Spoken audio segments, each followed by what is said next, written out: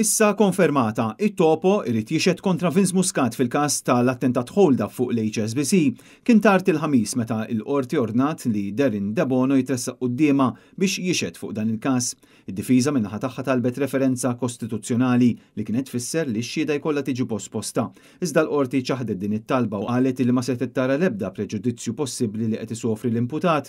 Imbagħad, hekk kif dan l-ostaklu kien megħlub, ħareġ ostaklu ieħor. L-avukat ta' Darren De Bono, Edward Gatt, iddetta nota fejn talab li l-klient tiegħu ma jixedx mal-ewwel għax kien se jressaq kawża kostituzzjonali fil-jiem li ġejjin fid-dawl tal-iżviluppi li seħħew. L-avukat Franco De Bono ħaddan is-sottomissjonijiet tal-avukat Gatt bħala tiegħu u qal li d-difiża wkoll kellha bżonn żmien biex tanalizza d-deċiżjoni tal-qorti kriminali. Eventwalment il-maġistrat iddifrixxiet il-kawża għal data aktar tard dan ix-xahar stess għax-xhieda u l-kontroeżami ta' Darren De Bono. Vince Muscat qed ikun assistit f'dawn il-proċeduri mill-avukati Franco De Bono u Roberto Montalto. L-Uffiċċju tal-Avukat Ġenerali kien rappreżentat mill-prosekuturi Anthony Vella u Francesco Refalo. Fisem il-Kummissarju tal-Pulizija deru s-Supretendent Fabian Fleri u l-Ispettur Joseph Merċiqa. Fil-waqt li għal Darren De Bono deru l-avukati Edward Gatt u Mark Vassallo.